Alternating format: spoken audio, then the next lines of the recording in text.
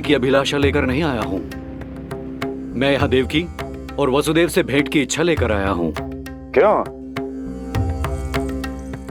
मेरे विरुद्ध कोई षड्यंत्र रचना चाहते हो? जो सदैव दूसरों के विरुद्ध षड्यंत्र करता है, उसका संपूर्ण जीवन इसी भ्रम में बीतता है कि सारा संसार उसके लिए षड्यंत्र कर रहा है। परंतु अन्य व्यक्तियों के पास इससे भी अत्यधिक महत्वपूर्ण कार्य होते हैं करने के लिए। यह महत्वपूर्ण कार्य करने की आपकी यह इच्छा इस दरबार में पूर्ण नहीं होगी ऋषिवर।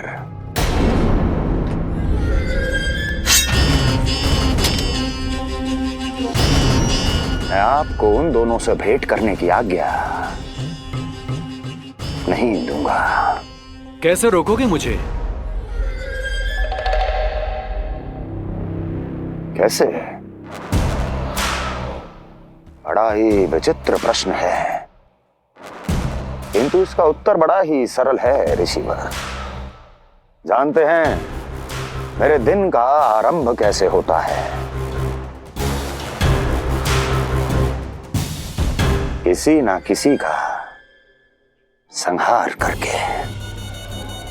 और यदि एक संहार और हो जाएगा तो मुझे क्या अंतर पड़ेगा? स्वयं से एक प्रश्न पूछो कंस। स्वयं से एक प्रश्न पूछो कंस। मेरा संहार करने के लिए, मेरा संहार जिस संकल्प शक्ति की आवश्यकता है, संकल्प शक्ति की आवश्यकता वो है तुम में, वो है तुम में। कर पाओगे मेरा संहार? जिस संकल्प शक्ति की आवश्यकता है, जिस संकल्प शक्ति की आवश्यकता वो है तुम में, वो है। कर पाओगे मेरा संहार? कर पाओगे मेरा संकल्प शक्ति की आवश्यकता है, संकल्प शक्ति की आवश्यकता। बोलो कंस, बोलो। यदि मैंने श्राप दे दिया, यदि मैंने श्राप दे दिया, कौन सा कवच तो तुम्हारा उसे सत्य होने से रोक पाएगा? उसे सत्य होने से रोक पाएगा? बोलो कंस, बोलो। यदि मैंने श्राप दे दिया, यदि मैंने श्राप, तुम्हारा कौन सा कवच तो तुम्हारा उसे सत्य होने से रोक पाएगा? उसे सत्य होने से रोक पाएगा? ऋषिवर, यदि आपके हृदय में स्वामी के विरुद्ध षड्यंत्र करने की इच्छा नहीं है, तो महाराज भी आपको किसी से भेंट करने से रोकना नहीं चाहेंगे, है ना महाराज?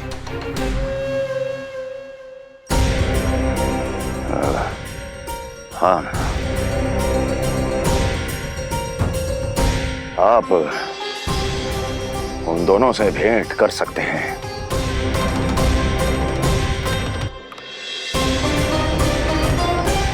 दुर्जन, इन सब पर दृष्टि रखो। अब सब कुछ सुनकर आना, सब कुछ भी छूटना नहीं चाहिए। जाओ।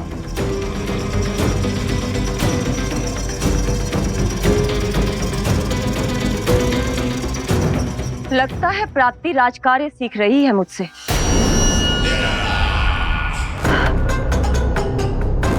उचित समय पर सही सुझाव दिया तुमने प्राप्ति। अब आसानी से पता लग जाएगा कि ऋषिगर के यहाँ आने का वास्तविक कारण क्या है महाराज।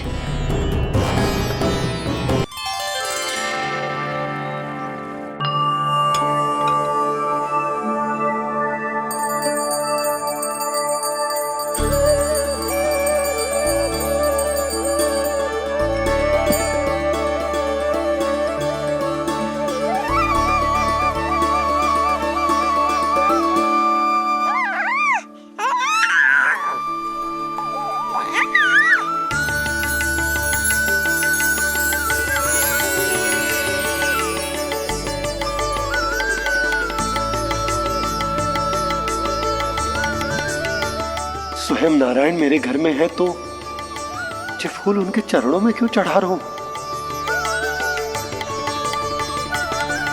तैयार हो मेरा लल्ला। किंतु बुरी दृष्टि वाला टीका लगाना तो भूल ही गई तेरी मैया। अभी आ।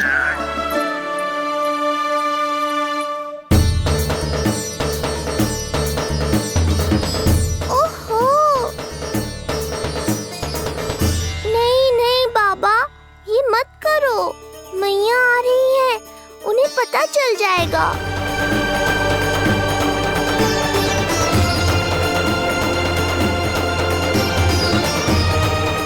ये फूल तो आपके चरणों के लिए ही बने हैं प्रभु, इन्हें स्वीकार करें। बाबा, ये सत्य मैंने आपको अपना साथ देने के लिए बताया था, अपने आप को फंसाने के लिए थोड़ी ना।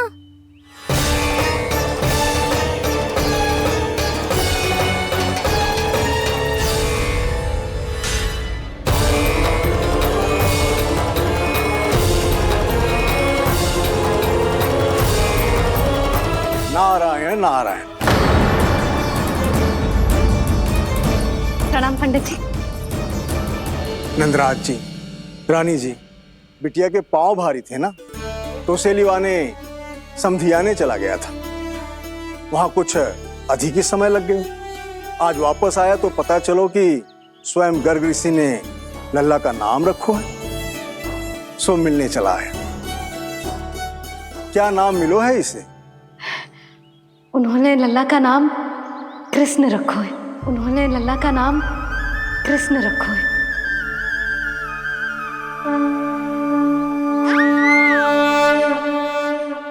कृष्ण। आहा, उत्तम, अति उत्तम, बहुत मधुर नाम है। ऐसा लग तो है जैसे आप स्वयं श्री नारायण का नाम ले रहे हैं।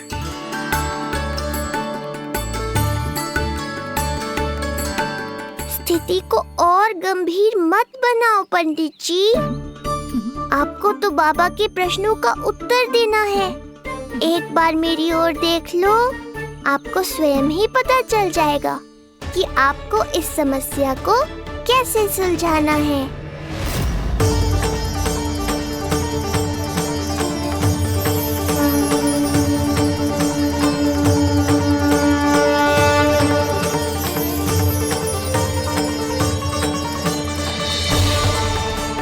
पंडित जी मेरे लल्ला को टकटकी बांध के देखे क्यों जा रहे हैं?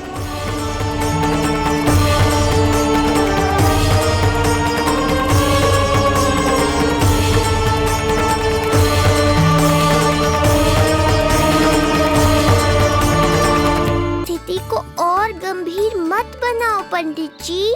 आपको तो बाबा के प्रश्नों का उत्तर देना है। एक बार मेरी ओर देख लो, आपको स्वयं ही पता चल जाएगा कि आपको इस समस्या को कैसे सुलझाना है।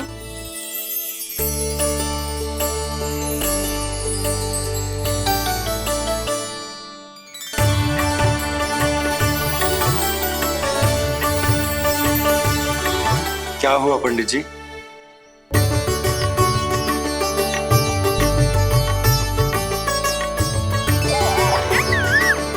बधाई हो लल्ला, इतना प्यारा नाम मिलो है तुम्हें। नंदराज जी, जब भी मैं लल्ला को देखता हूं तो मुझे भगवान श्री राम की झलक दिखाई देती है। क्यों ना दिखाई देगी, उन्हीं के तो अगले अवतार हैं ये। कभी कभी तो मन में विचार आता है कि एक वो भी समय था जब भगवान इस धरती पर अवतार लेते थे और हम मानव के बीच में घूमते फिरते खाते पीते थे और अपनी लीला दिखाते थे। मुझे तो लगता है पंडित जी कि कितने भाग्यवान थे महाराज जनक और महारानी सुनैना। उन्होंने माता सीता को जन्म न दियो और महारानी कैकई जिन्होंने प्रभु राम को जन्म न दियो, फिर भी उनके पालन पोषण का सौभाग्य प्राप्त हुआ उन्हें। कल्पना करो पंडित जी, कितने पुण्य अर्जित किए होंगे उन्होंने पिछले जन्म में। कितनी तपस्या की होगी कि जिनकी गोद में सारा संसार है वो श्री नारायण और माता लक्ष्मी उनकी गोद में खेले।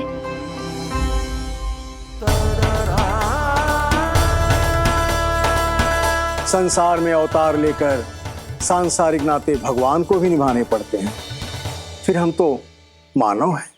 संसार में अवतार लेकर सांसारिक नाते भगवान को भी निभाने पड़ते हैं, फिर हम तो मानव हैं।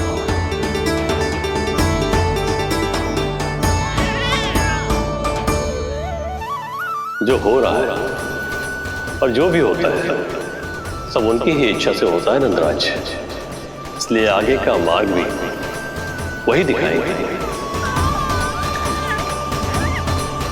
तो आपने मुझे मेरे प्रश्नों के उत्तर दिला ही दिए।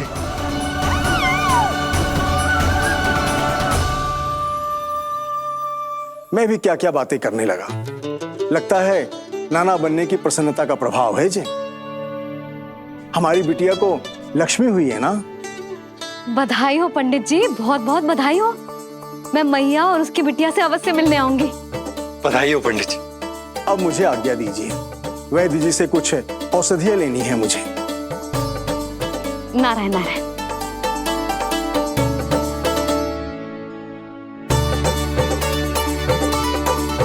चल लल्ला आज।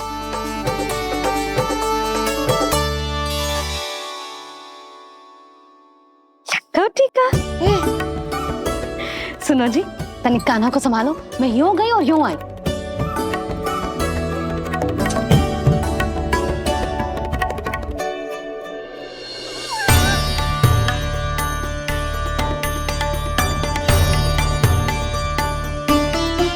क्या हुआ? मैं देख रही हूँ नामकरण के बाद से एक बार भी आपने कान्हा को गोद में ना लिया है। सब ठीक है ना? हाँ, सब ठीक है। अब सब ठीक है। लो मेरा लल्ला।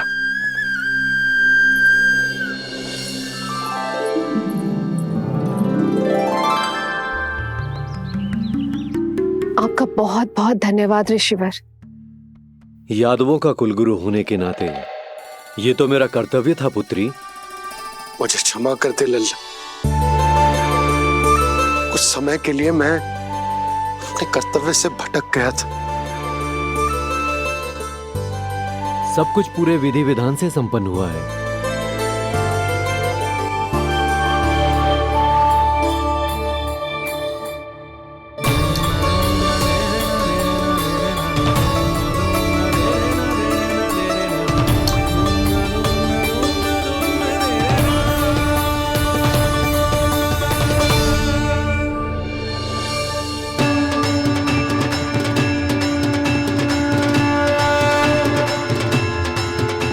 जो नाम मैंने दिया है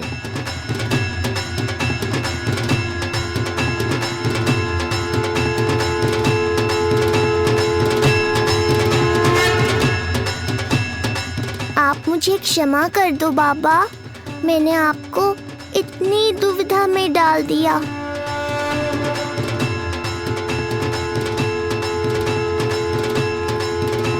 और इस तरह नंद को सब कुछ पता चल गया। आप दोनों चिंता मत करिए, सब ठीक है। अब मैं आपके 6 पुत्रों का श्राद्ध कर्म करूंगा।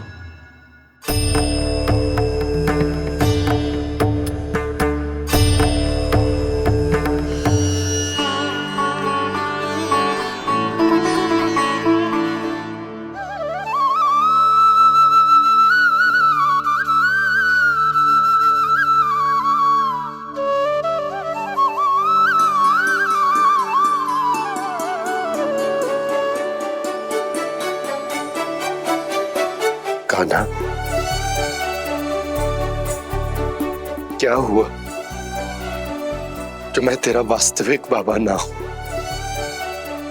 क्या अंतर पड़ तू कि तुम मेरे आराध्य के अवतार हो? महत्वपूर्ण बात तुझे है कि मुझे तुम्हारे साथ मुस्कुराने को, तुम्हें खिलाने को, तुम्हारा ध्यान रखने को, तुमसे प्रेम करने को सौभाग्य प्राप्त हो।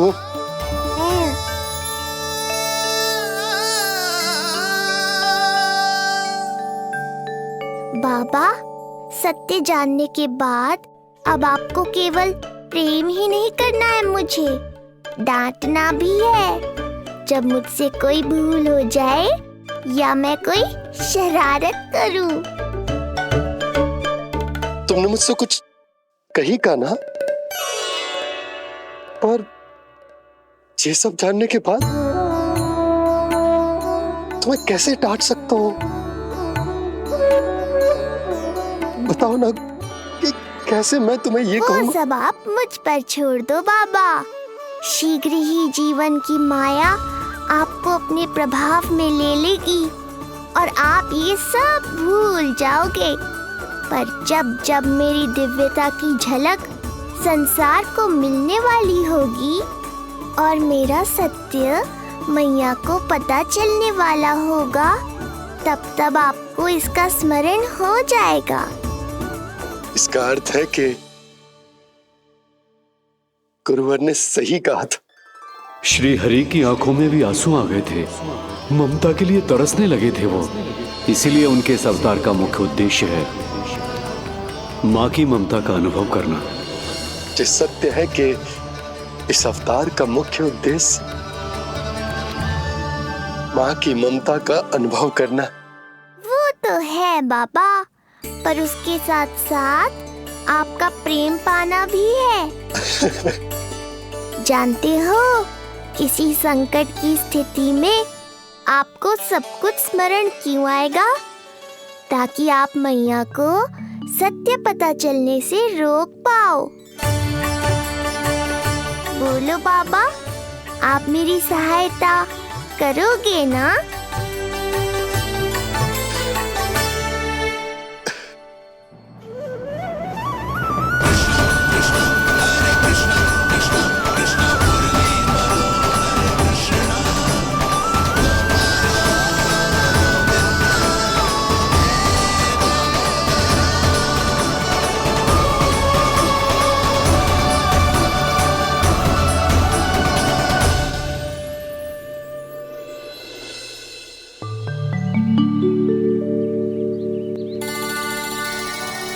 अब तो मेरा कान्हा बैठना सीख गया। अब आगे से मैया कार्य करेगी तो कान्हा मैया के निकट ही बैठेगा। कितनी अच्छी तरह से बैठने लगो मेरा कान्हा। तेरे बाबा कुछ अधिक ही व्यस्त हैं आज।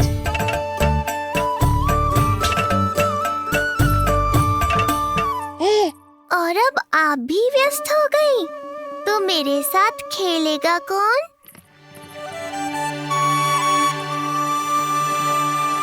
लल्ला, कान्हा, लो भाभी, खिले हुए फूल भी ले आई हूँ और शीघ्र ही जाके तरकारियाँ भी ले आऊंगी। अच्छा हुआ जानकी आ गई, अब यही खेलेगी मेरे साथ। अरे जे क्या, फिर से पानी निकाल रहे हो? बस बस कान्हा, अब खेल में मत लगा मुझे। बहुत सारे कार्य पड़े हैं करने को। ये भी कार्य करने चली गई, अब मैं क्या करूं?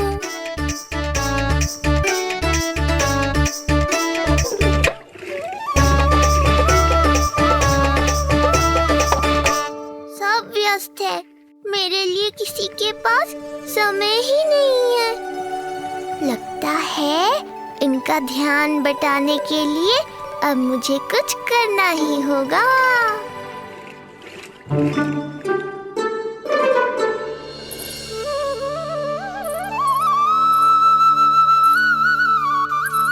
नंद जी,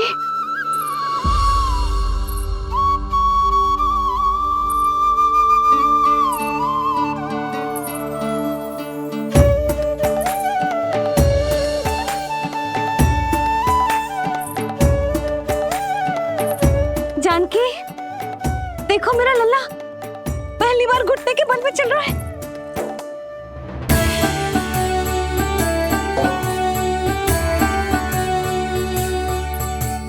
बहुत बढ़िया कान्हा, बहुत बढ़िया। बस यही तो चाहिए था। आजा कान्हा, आजा इधर आ, मैया के पास आ। कान्हा, आजा अपने बाबा के पास, आजा।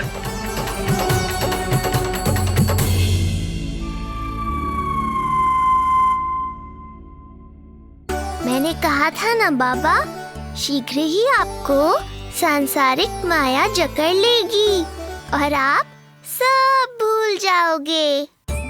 देखा मेरे लल्ला को, अभी अभी तो इसने चलना सीखो है, पर अभी से इतना प्रवीण हो गए हो।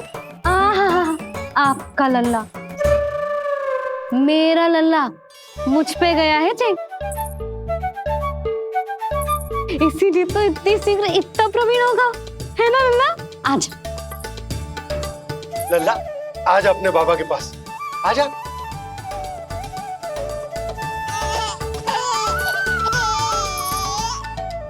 भ्रमित कर दियो आपने इसे। कितने चाव से अपनी मैया की ओर आ रहा था। आजा लल्ला। मैंने क्या करूं? मैं भी तो इसे बुला ही रहा हूं। आजा आजा। अब आप दोनों झगड़ने मत लगना। लल्ला जिससे अधिक प्रेम करते है ना, उसी के पास जाएगा। देख लियो। यशोदा, ये तुम कैसे प्रतियोगिता लगा रही हो? क्यों? आपको विश्वास ना है कि लल्ला आपसे भी उतना ही प्रेम करता है और आपके पास भी आ सकता है? या फिर हारने का भय सता रहा है आपको? बिल्कुल ना। कान्हा आएगा तो अपने बाबा के पास। आजा। जे हुई ना बात, अब देखते हैं कौन जीतेगा।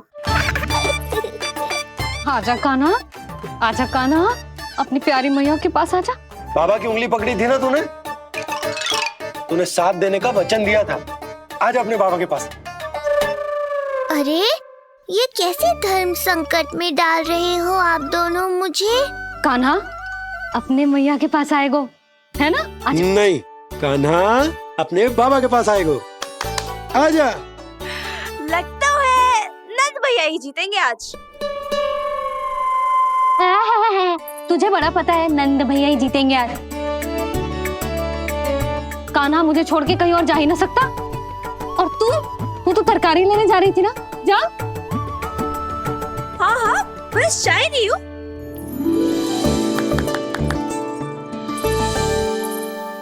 लल्ला देख, मेरे पास आएगो तो माखन मिलेगो, बहुत अच्छा माखन मिलेगो। आजा। कान्हा मेरे पास आएगो ना तो बहुत अधिक माखन मिलेगो। आजा आजा आजा।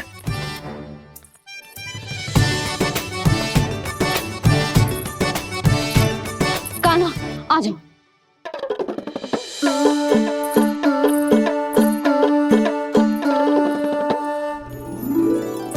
जानकी के पीछे जा रहा है।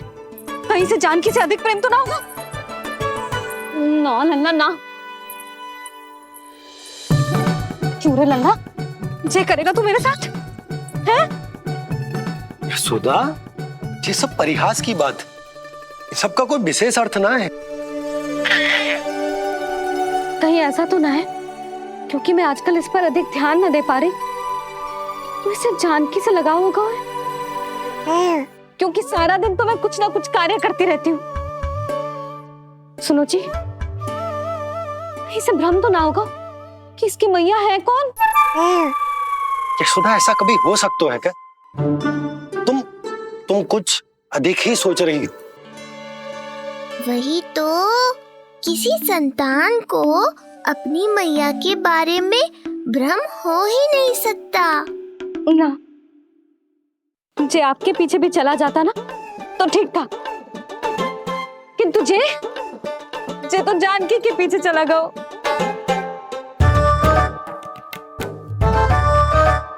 आप मुस्कुरा क्यों रहे हो? हाँ बोलो ना, ये संभव है क्या? लो, तुम्हारी इस प्रतियोगिता के चक्कर में मैं तो भूल ही गया हूं कि उपनंद भैया को लेन देन बताना है। वो मेरी प्रतीक्षा कर रहे होंगे। मैं चलता हूँ। अरे किंतु मैंने जो पूछा वो तो बताया ही ना आपने। एक बार तुम्ही ने कही थी कि मैया अपने लल्ला के मन की बात उसके बिना कहीं जान लेती, तो पूछ लो अपने कान्हा से।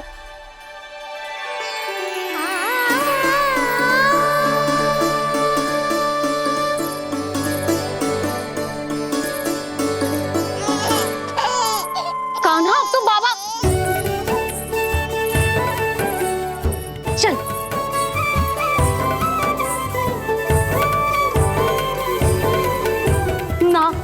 ना लल्ला, कुछ और ना। बाबा से प्रेम है, जानकी से प्रेम है, बस अपनी मैया से ना है ना। अरे मैया, ऐसी बात थोड़ी ना है। 9 माह तक पेट में कौन पालती है? मैया। दूध कौन पिलाती है? मैया। देखभाल कौन करती है? मैया। बस उसी मैया से प्रेम ना है, से सभी से प्रेम है तुझे। तो ठीक है फिर, अब बात भी उन्हीं से करियो।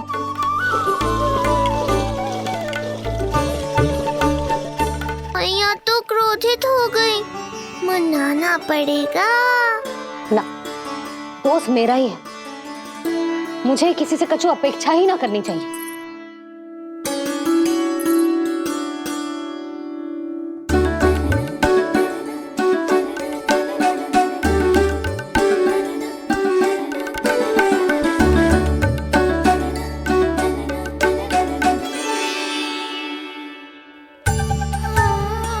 आहा, अब स्वयं को प्रेम चाहिए तो चापलूसी कर रहे हो? छोड़।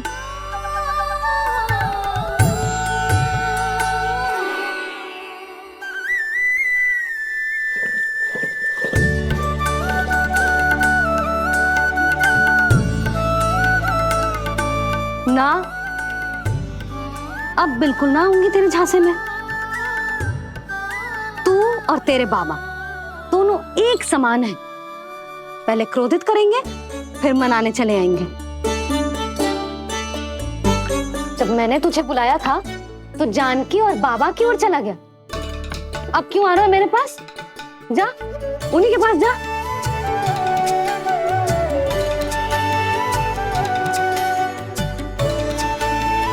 देख लल्ला, अब अपनी जो प्यारी सी मुस्कुराहट दिखा के ना मुझे मनाने का प्रयास मत ही कर। मैंने कान्हा कहाँ गया? कहाँ गया कान्हा? कान्हा कहाँ थे अब तक? पहले ही क्यों नहीं बताया कि ऋषि गर्ग की क्या योजना है? बता, क्या देखा, क्या सुना? महाराज, मैंने पूर्ण प्रयास किया किंतु मुझे कुछ भी नहीं सुनाई दिया। दबाव बढ़ा।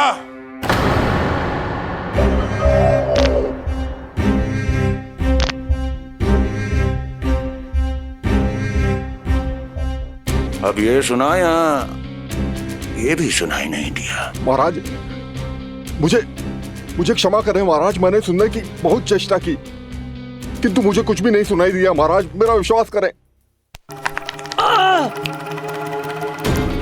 ये अर्थनाद सुनाई दिया या ये भी नहीं? मुझे क्षमा करें महाराज। उत्तर दो, अब सुनाई दिया? तो फिर वहां क्यों नहीं सुनाई दिया? मुझे क्षमा करें महाराज, आरंभ से अंत तक मैं वही था किंतु मैं कुछ भी नहीं सुन पाया महाराज, क्योंकि कारण नहीं, परिणाम चाहिए मुझे। परिणाम। लल्ला,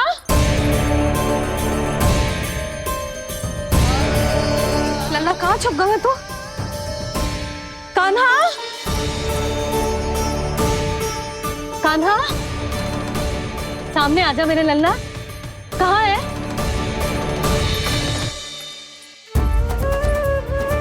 कान्हा, सामने आजा लल्ला। अब मैया कभी ना रूठेगी तुझसे। कान्हा, कान्हा,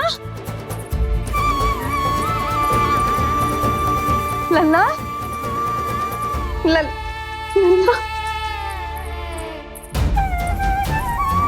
लल्ला देख, सामने आजा, नहीं तो तेरी मैया मर जाएगी।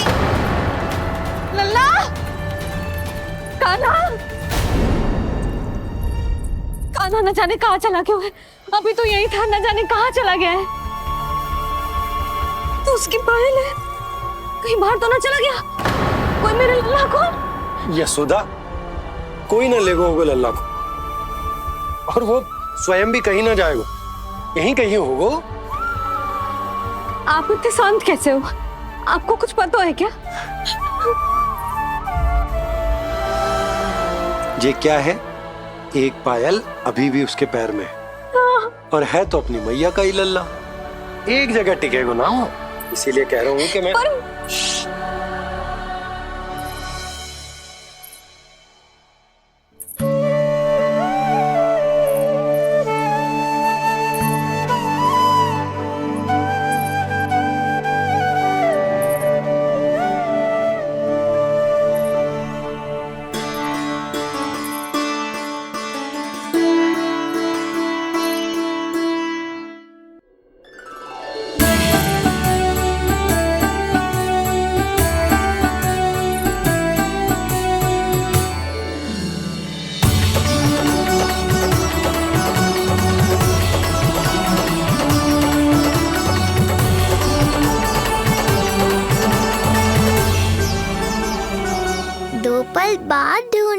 अरे मैया बाबा, माखन तो चख पाता मैं।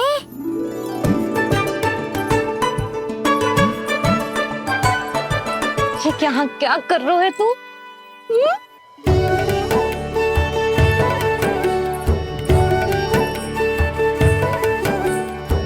आज ही घुटने के बल चलना सीखो है और आज ही अपनी मैया को दौड़ा दियो तूने। ये जो छोटी छोटी पहिया है ना, इनमें पायल ना बेड़ियां पहनाऊंगी मैं। कही थी ना मैंने, तुम व्यर्थ ही घबरा रही हो, और इतना घबरा गई कि घबरा के आकाश सर पे उठा लियो। मैंने आकाश सर पे उठा लियो, और वो भी व्यर्थ में। मेरे कहने का अर्थ जे ना है यशोदा, व्यर्थ ना, मैं तो केवल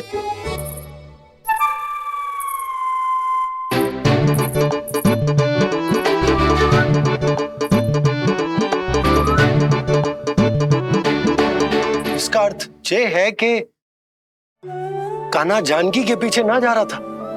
जब आप भी बाहर जा रहे थे तो जे आपका पीछा ना कर रहा था। इसे तो बस बाहर जानो है। क्या चल रहा है? हाँ, चल चल अंदर चल। बाहर जानो है? अभी अभी घुटने के बल चलना सीखो है और अभी से बाहर जाना है? असंभव। क्यों? क्यों का क्या मतलब? इतने छोटे से बालक को कोई बाहर ले जाता है क्या? हाँ यशोदा, यदि ये बाहर ना जाएगो तो संसार के बारे में समझेगो कैसे? सुनो, इसका निष्क्रमण संस्कार भी आज ही करा देते, सीधा इसे मंदिर लेकर जाते। ना ना, इतनी शीघ्रता की कोई आवश्यकता ना है। जे देखो देखो बाहर कितनी धूप है। धूप कहाँ है यशोदा? बादल हैं बाहर तो। हाँ तो वर्षा हो गई तो मेरा कान्हा भीग जाएगा, उसका स्वास्थ्य बिगड़ जाएगा ना। बहाने क्यों बना रही हो यशोदा? तुम भी जानती हो कि ये वर्षा वाले बादल ना है, और कब तक इसे भीतर रखोगी? तुम भी इसके साथ वही कर रही हो जो रोहिणी भाभी ने इसके बलदाऊ के साथ किया। मैया मान जाओ ना। और उस दिन तो तुम रोहिणी भाभी को इतना अच्छे से समझा रही थी, आज तुम्हें क्या होगा? अभी तो इसने घुटने के बल चलना सीखो है यशोदा। अभी इसे बाहर ना लेकर गए ना, तो जब ये पांव पर खड़ा होना सीखेगो ना, तो अकेले ही बाहर भाग जाएगो। नाना, मेरा कान्हा अकेले कहीं ना जाएगा। यशोदा, तो फिर अभी इसे ले जाने दो और गोकुल घुमाने दो।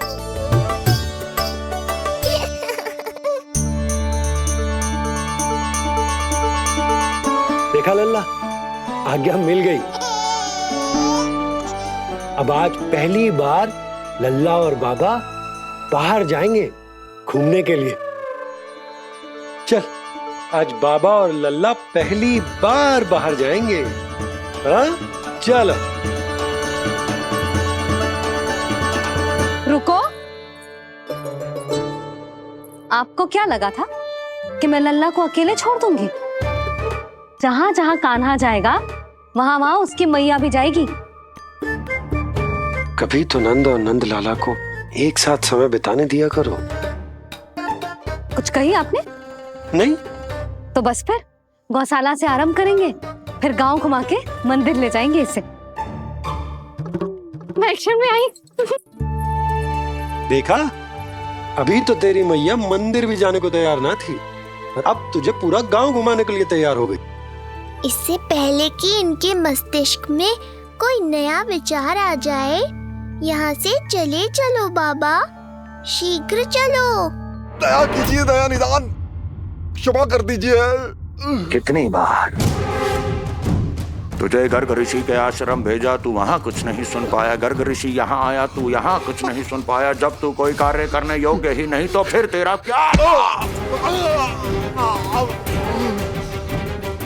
स्मरण करें महाराज, स्मरण करें कि आपको भी एक नाम बार बार सुनाई देता था। आप अपने कानों पे हाथ रख के यहाँ वहाँ घूम रहे थे, छटपटा रहे थे। किंतु हम में से किसी को भी उसका स्वर नहीं सुनाई दे रहा था। महाराज स्मरण कीजिए। कृष्ण कृष्ण कृष्ण कृष्ण कृष्ण। जैसे उस बालक के जन्म के समय आपके कानों में ध्वनियां गूंज रही थी।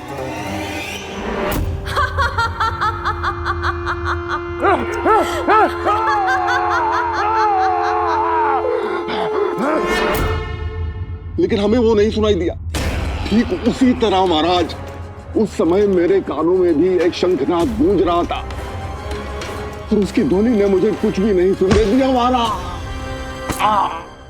महाराज, और मुझे लगता है कि ये सब उसी विष्णु की कोई माया है, या फिर श्राद्ध के नाम पर ये सब मिलकर कोई योजना बना रहे हैं।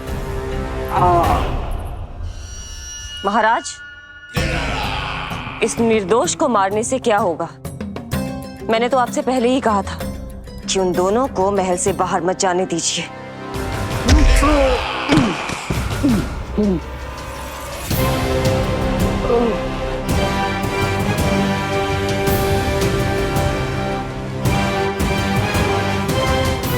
सही कह रही हो तुम। इसको मार के क्या होगा?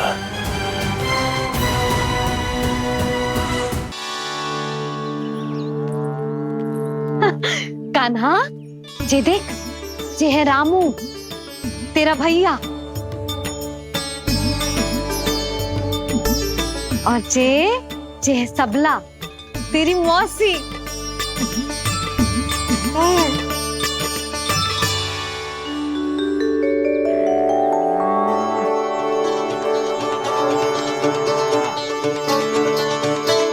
देखो जी, कान्हा को देख के सबला की भी ममता उमड़ आई। सुनो, पूरा गांव घुमानो है, उसके पहले ही मेरे कान्हा की बुरी दृष्टि उतार लेते हैं, नहीं? अच्छा। हे गौ माता, आज तुम्हारा भतीजा पहली बार घर से बाहर निकल रहा है, इसे सबकी बुरी दृष्टि से बचाइयो।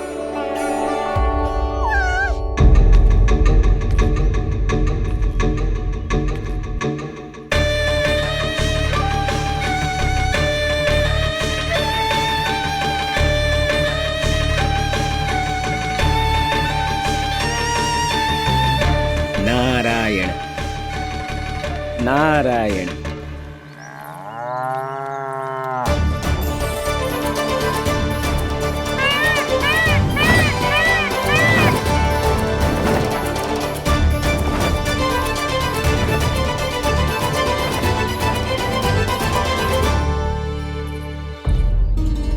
देखा प्रभु, लोग आपके चपलासुर का कितना सम्मान करते हैं, पर आपके दरबार में मुझे आपका चापलूस कह के ही पुकारते हैं प्रभु कंस। पर अब ये सब बदल जाएगा। अब लोग मुझे प्रभु कंस का चापलूस नहीं, विशेष विश्वास पात्र कहकर बुलाएंगे। ये नया सिंहासन उसके लिए है जो मेरा विश्वास पात्र बनेगा, मेरे दाहिने हाथ की तरह। इसीलिए तो यहाँ आया हूं मैं, ये देखने कि प्रभु कंस का कार्य करने के लिए सब लोग इतना हिचक क्यों रहे हैं। ऐसा क्या है उस बालक में?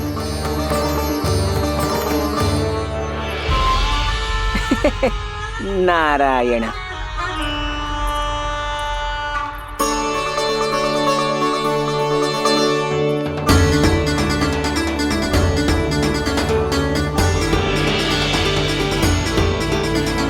नन्ना, जे देख, जे है तेरी प्रभावती मौसी का घर।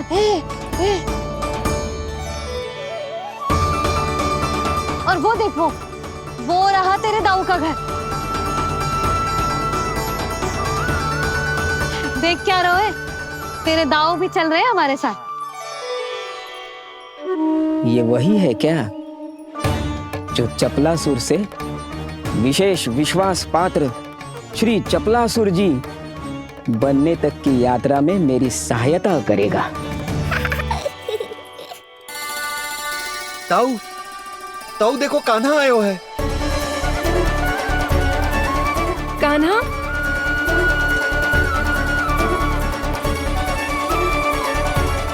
घर से बाहर आकर तो और भी निखर गए हो गोकुल का राजकुमार। हाँ, अपना पहला गांव दर्शन में बड़ा आनंद ले रहा हूँ लल्ला। सच्ची कहीं भोला भाई, आज कछु अधिक ही प्यारा लग रही है जे। जी क्या भीड़ लगा रखी है तुम सबने? हाँ जी मेरा लल्ला है, कोई दिखावट की वस्तु थोड़ी ना है। सब घेर के खड़े हो गए। यशोदा, ये देखो रोहिणी जीजी भी आ गई। चलो सब सीधे मंदिर चलते हैं। हाँ चल। ताऊ, बड़े होने के नाते आपको मुझे घुमाना चाहिए, पर ध्यान रखना आज आपको मैं ले जा रहा हूँ मंदिर।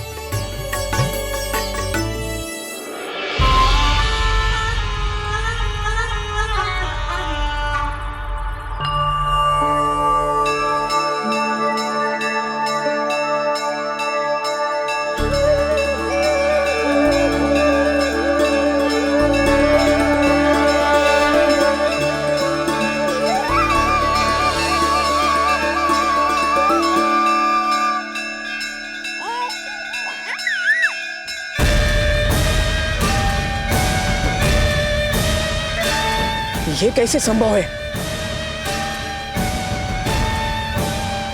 ये अवश्य वायु के वेग से ही बच रही होंगी।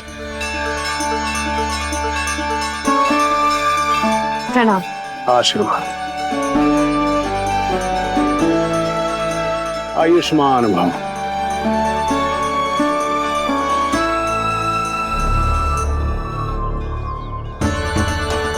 अरे जशोदा जी, कान्हा को पहली बार मंदिर लेके आई हो ना? बहुत ही अच्छे समय पे आई हो। देसी घी का हलवा बनाया मैंने प्रसाद में। इतनी अच्छी सुगंध, हलवा तो स्वादिष्ट लग रहा है। चलो, कुछ तो अच्छा किया सुलक्षणा चाची ने।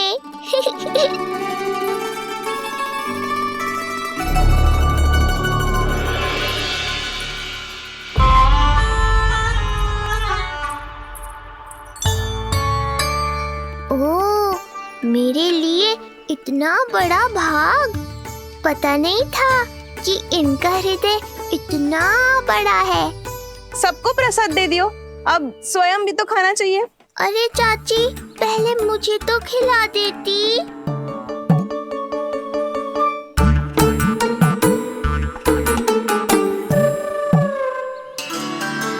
अरे, मैं तो कान्हा को देना भूल ही गई। हाँ? चलो, विलंब से ही सही, मेरा स्मरण तो हुआ आपको।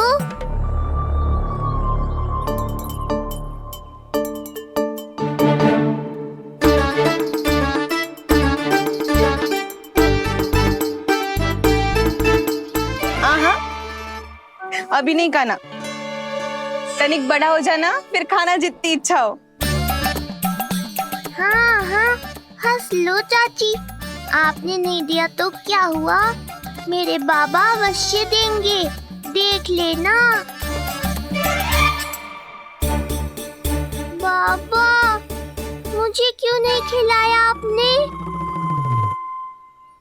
दाऊ, मैं आपको घुमाने लाया, कम से कम आपको तो अपने छोटे भाई का स्मरण रखना चाहिए।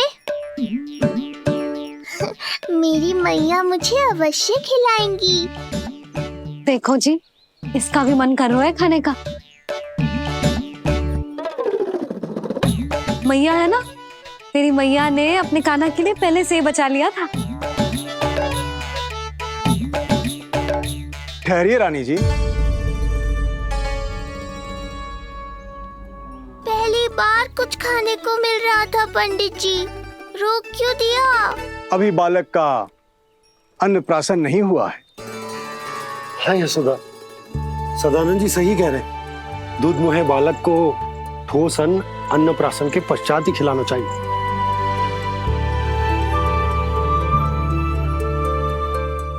ना लल्ला, तू बस अन्नप्राशन तक रुक जा, उसके बाद तू जो कहेगो ना, तेरी मैया खिलाएगी तुझे। ये तो साधारण सा बालक है, बहुत ही सरलता से मैं उसे अपने मार्ग से हटा दूंगा।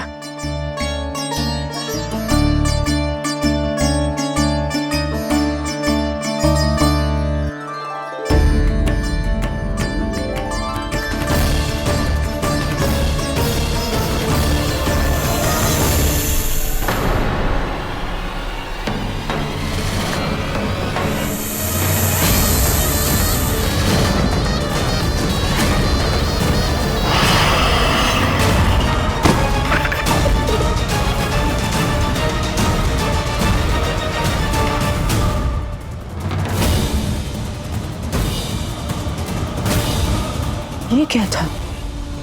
मेरे दाऊ शेषनाग के अवतार हैं चपलासुर। इनके रहते तुम मुझे हानि पहुंचाने का विचार भी मन में लाओगे तो ऐसा ही होगा तुम्हारे साथ।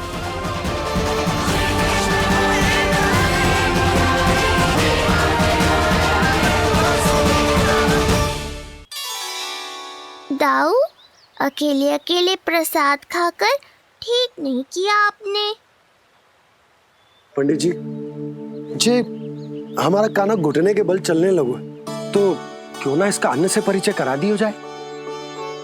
नंदराज जी, 2 दिन में पूर्णिमा है, बहुत अच्छा दिन है, तभी कर लेते हैं अन्नप्राशन संस्कार।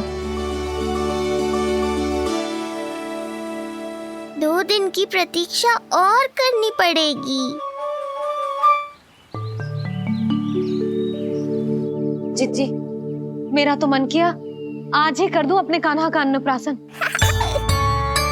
यशोदा, मैं तुम्हारी हृदय की पीड़ा समझती हूँ, पर तुम्हें और तुम्हारे लल्ला को 2 दिन और ठहरना है, ठीक है? अरे अरे अरे, बस भर गया।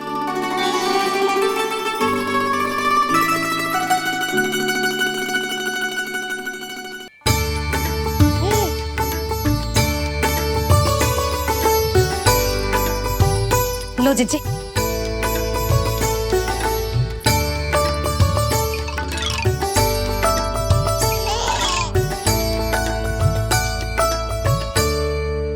प्रसाद नहीं मिला तो माखन तो है।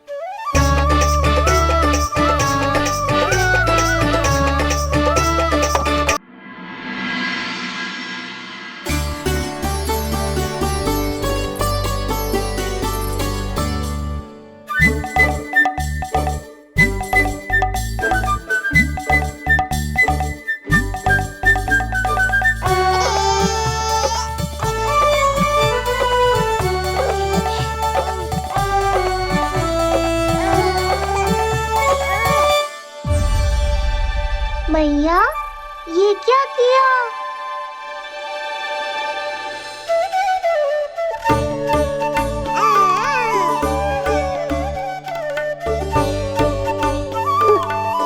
लगता है इसे माखन से अधिक ही प्रेम हो गया है। सावधान यशोदा, कहीं बड़ा होकर माखन चोर ना बन जाइए। माखन चोर क्यों बनेगा मेरा लल्ला? माखन की कोई कमी है क्या हमारे घर में? जितना माखन चाहिए उतना माखन खिलाऊंगी मैं अपने लल्ला को। पर मैया, अभी तो थोड़ा सा भी नहीं चखा रही हो। ये ले।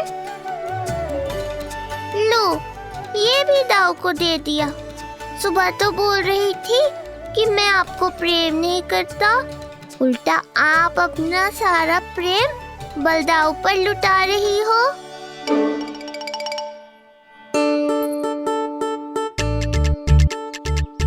सुनो जी, कान्हा के चारों ओर सिरहाने लगा दो ना, नहीं तो जी फिर से इधर उधर चला ना जाए। क्या अच्छा सुझाव दिया तुमने। अभी लाए।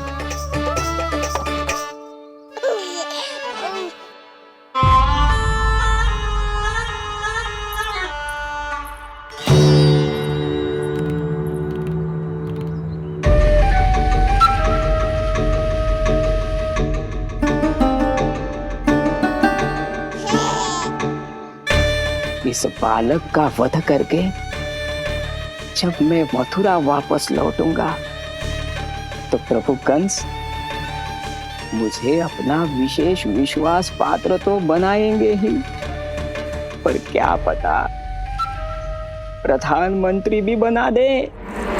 देवकी और वसुदेव अभी कहाँ हैं?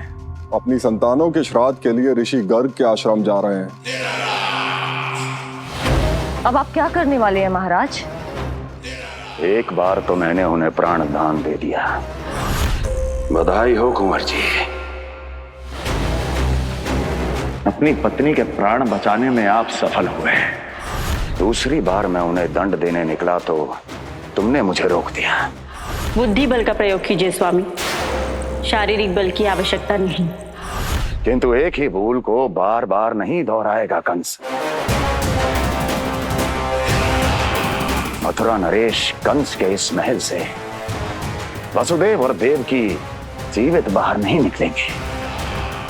निकलेंगे, केवल उनके शव। कंस मामा, आप उनको छू भी नहीं सकते।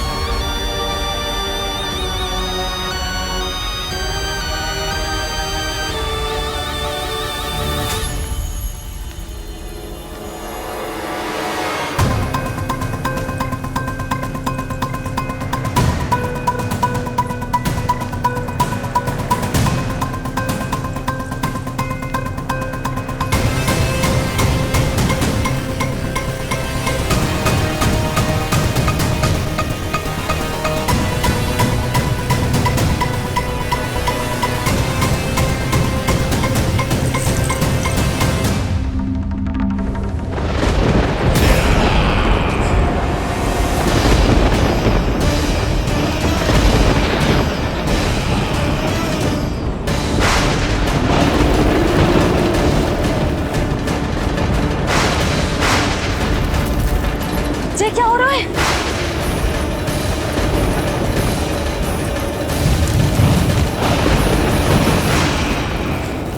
ये क्या हो रहा है?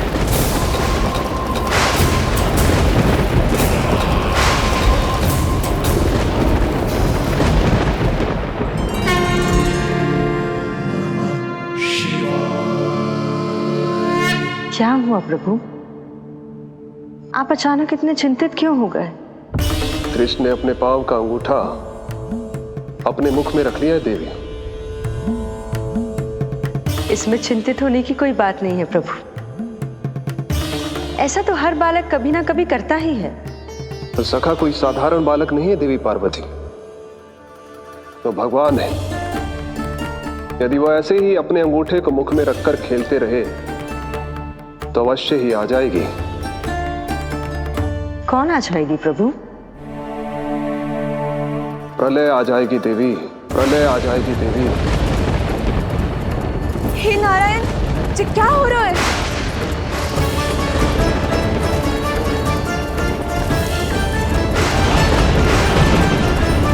जी ऐसे लग रहा है जैसे दिन में ही रात्रि के समान अंधेरा छा गया हो। लगता है बहुत बड़ी आंधी आने वाली है।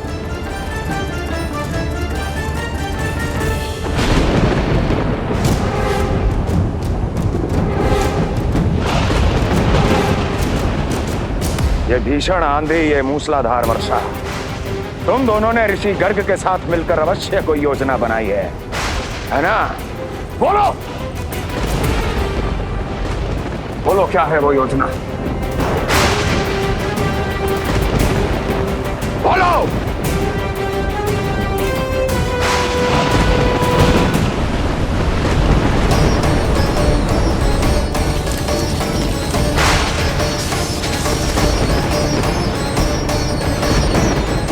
है प्रकृति क्रोध में। मैं जाकर गौशाला संभालता हूँ, कहीं कोई हानि ना हो जाए। तुम बालकों को भीतर ले जाओ।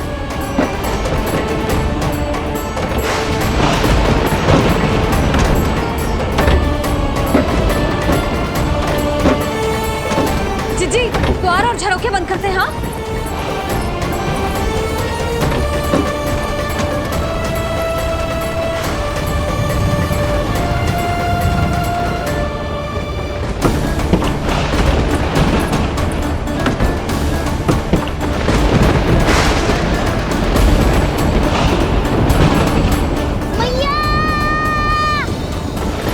लल्ला, चल अंदर चल के खेल।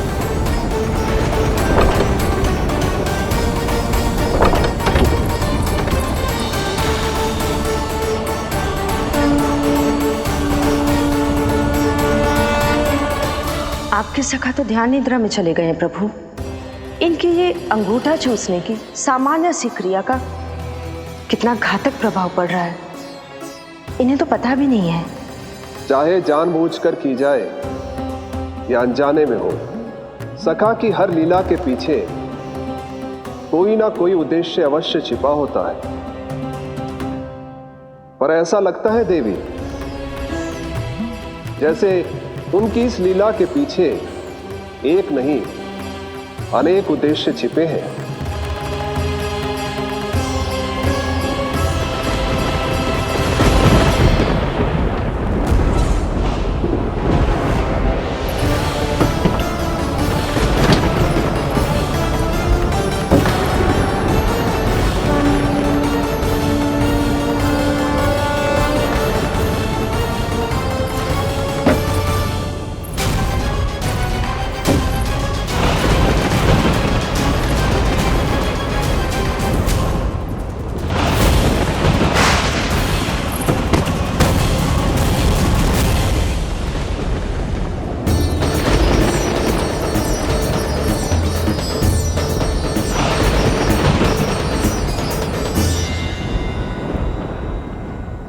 देख रही हो जीजी, प्रसाद ना मिली खाने को, तुझे पाँव का अंगूठा ही चूसने लग गयो। कान्हा, ये क्या कर रहे है? अंगूठा मुंह से निकाल दे लल्ला। अच्छी बात ना है कान्हा। देख कान्हा, तू नींद में है, इसका अर्थ ये ना है कि मैया तुझे अंगूठा चूसने देगी। निकाल अंगूठा मुंह से। आज तो बड़ी शीघ्र इतनी गहरी निद्रा में सो गए हो तुम।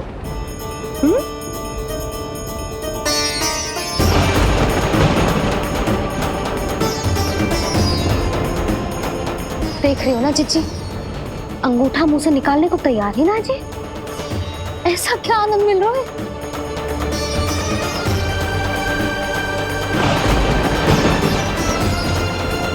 अधिक बल भी ना लगा सकती, अत्यधिक नींद में है, कहीं इसकी आंख ना खुल जाए। रानी भाभी, लगता है तीव्र वर्षा होने वाली है। मैं और भोला भैया के साथ अगले निकल रहे हैं। हो सकता है उन्हें हमारी आवश्यकता हो। हाँ हाँ, चलो बोला।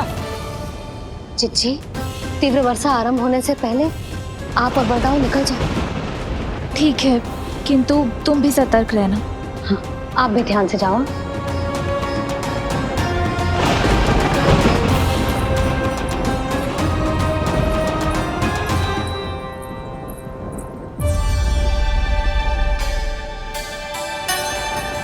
हे नारायण, वस्त्र बाहर सूख रहे हैं और तेरे अन्नप्राशन वाले चावल भी रखे। भीतर करना होगा ना चांद की भी।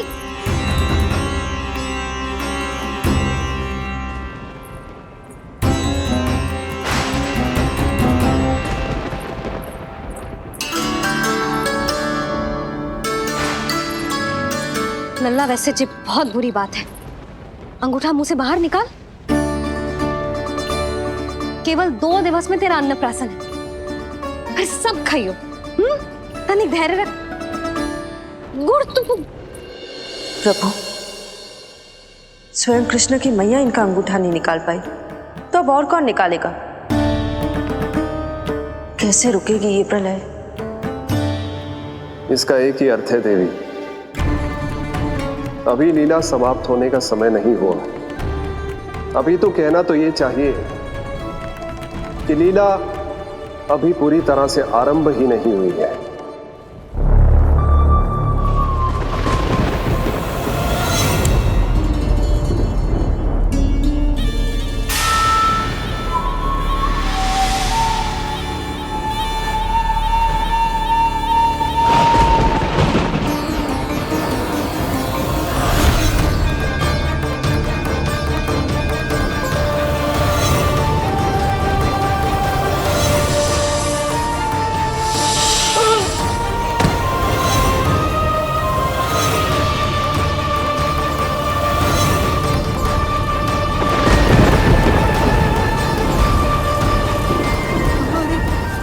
कंस ने प्रलय बुला ली, कंस ने प्रलय बुला ली।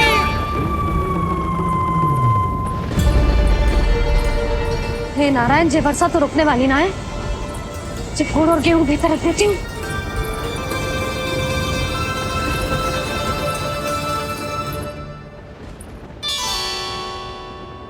जे देख रहे हो गुड़, जे तेरे अन्नप्राशन के पकवानों के लिए ही है। कैसे कैसे करके बचा के लाई हूँ, कुछ पता भी है तुझे? और तू है कि जे अंगूठा ही चूसे जा रहा है। हाँ नहीं तो। किंतु आज प्रलय भी आ जाए तो कंस की तलवार का वार रोकने में असमर्थ होगी। कंस के साथ विश्वासघात किया है, दंड तो मिलेगा। महाराज, वायुमंडल में अचानक आए इस परिवर्तन का हमसे कोई लेना देना नहीं है। हम तो बस अपनी संतानों के श्राद्ध के लिए जा रहे थे। मूर्ख हूं मैं, मूर्ख हूं मैं। कंस एक मूर्ख है, मूर्ख हूं मैं। अब अच्छी तरह जानता हूं मैं, श्राद्ध केवल एक बहाना है। किंतु सत्य यह है कि तुम और वो ऋषि गर्ग मिलकर मेरे विरुद्ध एक षड्यंत्र रच रहे हो, और ये तुम्हारी योजना है। भैया, ये आप क्या कह रहे हैं? कैसा षड्यंत्र, कैसी योजना? हम तो केवल श्राद्ध के लिए गए थे। बहुत अवसर दिए मैंने तुम दोनों को, किंतु तुमने बार बार बार बार बार बार मुझे मूर्ख बनाया। इसलिए अब मैं अवसर दूंगा अपनी इस तलवार को।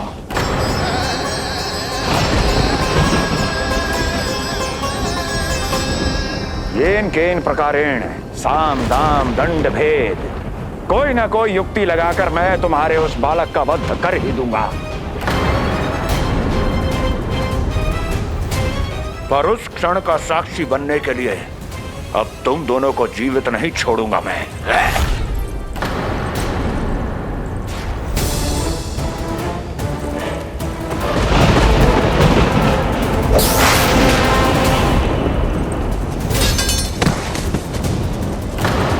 स्वामी,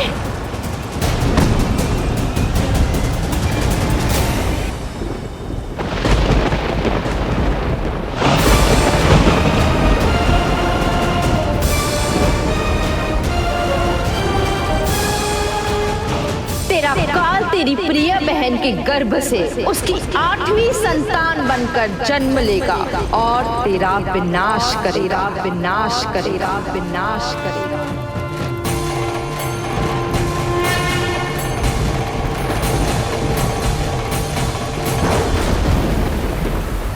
प्रलय आने वाली है, प्रलय आने वाली है, प्रलय आने वाली है।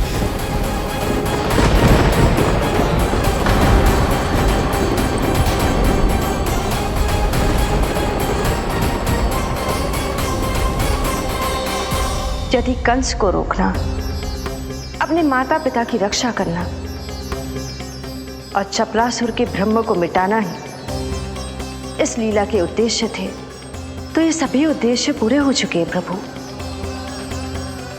अब तो ये प्रलय रुकनी ही चाहिए।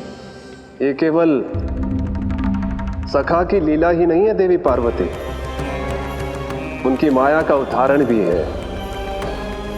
मार्कंडेय ऋषि को दिए गए वरदान को पूरा करने के लिए ही ये सब हो रहा है? कौन सा वरदान प्रभु?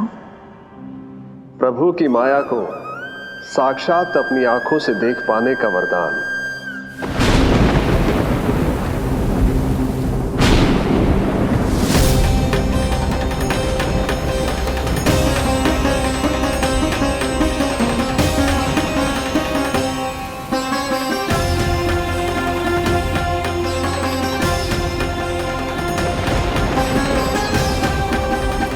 हे नारायण, क्या ये प्रलय है? क्या संसार समाप्त हो रहा है? तो फिर मुझे मिले इस जीवन का क्या अर्थ है?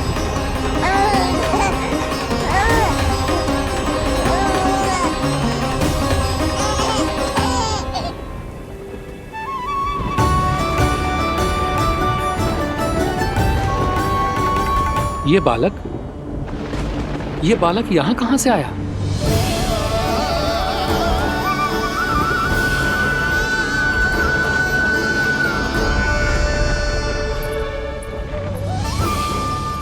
सोते हुए कितना निर्दोष लगता है जी। चारों ओर जल ही जल है, सब कुछ प्रलय में नष्ट हो रहा है, किंतु ये कितना निश्चिंत है ये। परंतु ये अद्भुत बालक है कौन?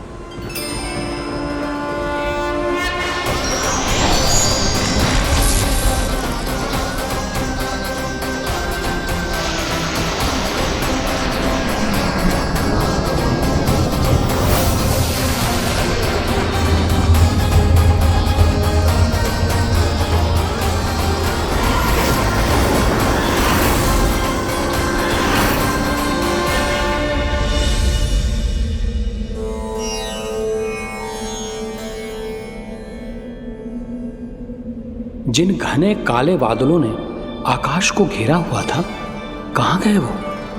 यहां तो प्रलय का कोई चिन्ह ही नहीं है।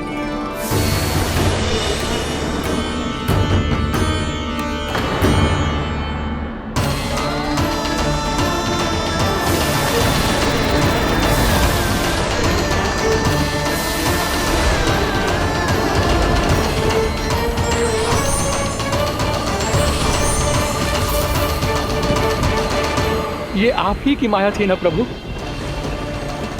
मुझे इसका साक्षी बनाने के लिए आपका बहुत बहुत धन्यवाद। परंतु इसका अर्थ क्या है प्रभु?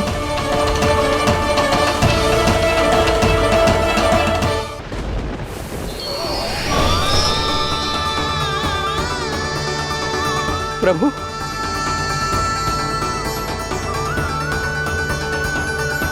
इसका अर्थ ये है कि ये मानव संसार वट वृक्ष पर स्थित है और मानवों का जीवन काल वट वृक्ष के पत्ते पर विश्राम करती एक जल की बूंद के समान होता है।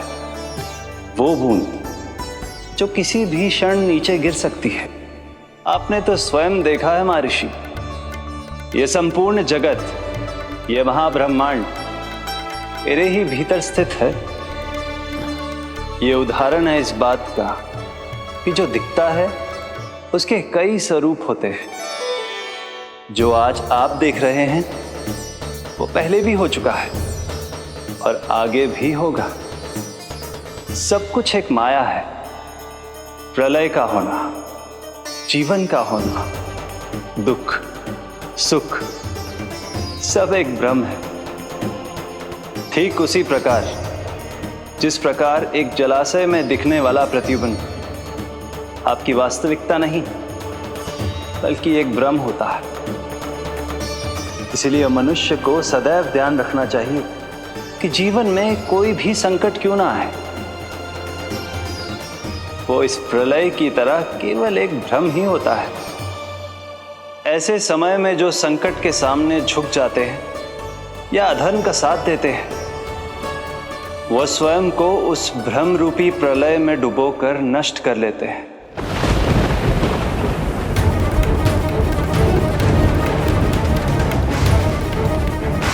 पर जो मेरी शरण में आकर संकटों का सामना करते हैं, वह स्वयं को कठिन से कठिन प्रलय से भी उभार लेते हैं। किंतु प्रभु, सभी व्यक्तियों में संकटों का सामना करने का साहस नहीं होता। कृपा करके आप कुछ ऐसा कीजिए जिससे आपके भक्तों को इतना बल मिले कि वो कठिन से कठिन परिस्थितियों का सामना भी सहर्ष कर सकें। मैं वरदान देता हूं महर्षि, पीपल के पत्ते पर बाल कृष्ण की इस छवि का स्मरण मेरे जो भी भक्त करेंगे उनके साथ मेरा आशीर्वाद सदैव बना रहना। वो चाहे कितनी भी कठिन परिस्थिति में क्यों ना फंसे, बाल कृष्ण की ये छवि उन्हें उससे उभर पाने में सामर्थ्य प्रदान करेंगे।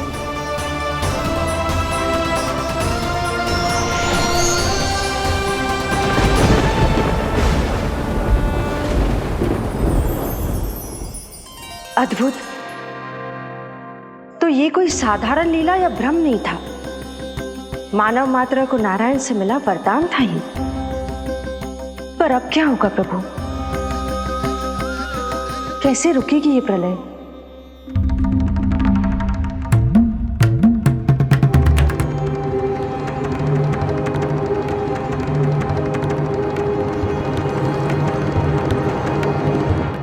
क्या सोच रहे हैं प्रभु? क्या आप रोकेंगे ये सब? नहीं प्रिय, ये कृष्ण की माया है, वही इसे रोक सकते हैं। पर मैं अपने सखा से भेंट करने अवश्य जाऊंगा। पर पिछली बार की तरह बिना उपहार लिए नहीं।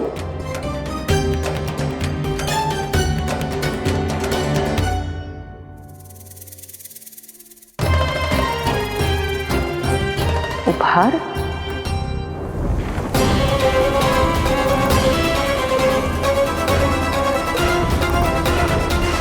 आप तो प्रलय का भी सामना करने के लिए तैयार थे ना भैया?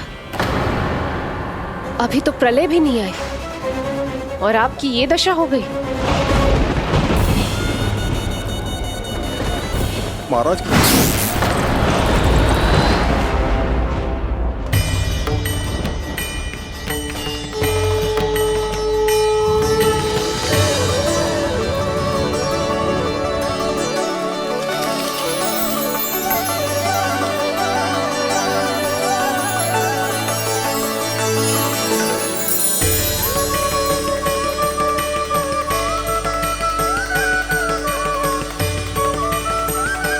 महादेव, आप उपहार में ये निष्प्राण वस्तु देंगे अपने सखा को?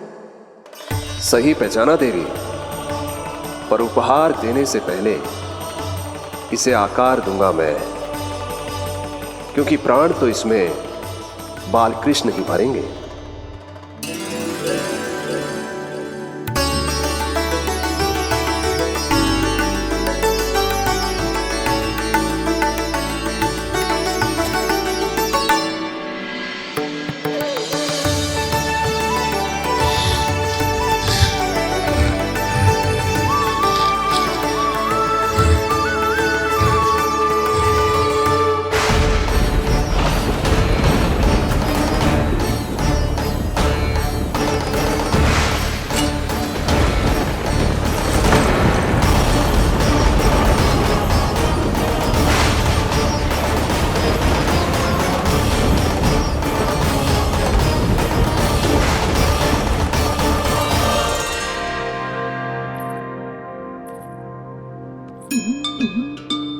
मुरली? बस उन्हें मेरा उपहार अच्छा लगे। यदि यशोदा मैया ने आपको अपने सखा से मिलने से फिर से रोक दिया तो?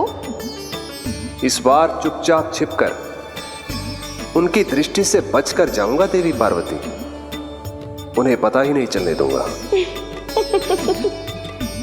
संभालिएगा प्रभु, यदि यशोदा मैया ने आपको पकड़ लिया तो लेने के देने पड़ जाएंगे महादेव।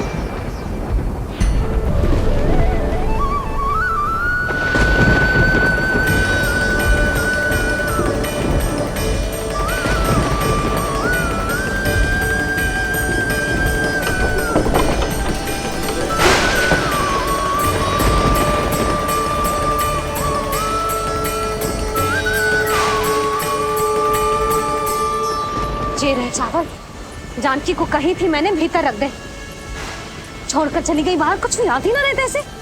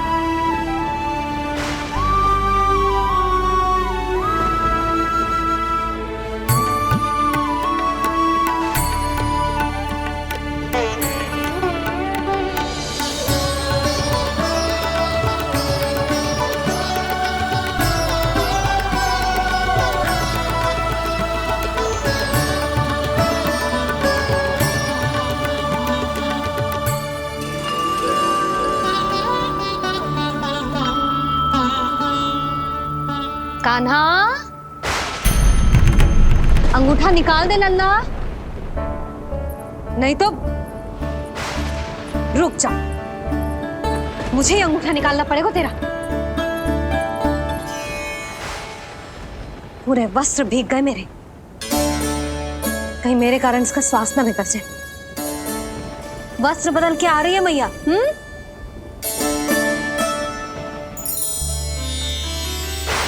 आ रही हूँ।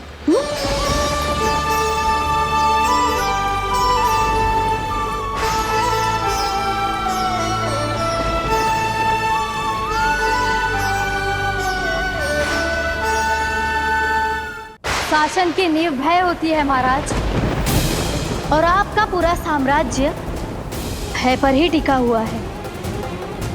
यदि आप भी इस तरह से भयभीत दिखाई देंगे तो आपके साम्राज्य को डगमगाने से कोई भी नहीं रोक पाएगा। एक बार आपने ही कहा था ना कि अपनी दुर्बलता कभी किसी को मत दिखाओ। प्रजा को भयभीत कंस नहीं, भयानक कंस दिखना चाहिए, भयानक कंस। अब आप ये सिद्ध कर दीजिए कि भय आपके शत्रु का नहीं, आपका शस्त्र है, महाराजा धीराज, कंस का शस्त्र।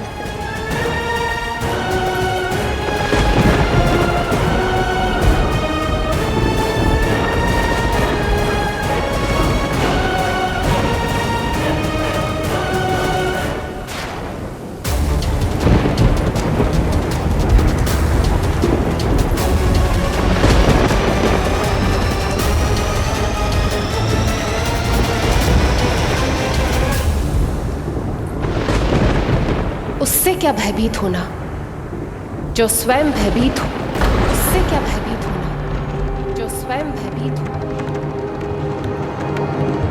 सखा, इस माया को विराम देने का समय आ गया है।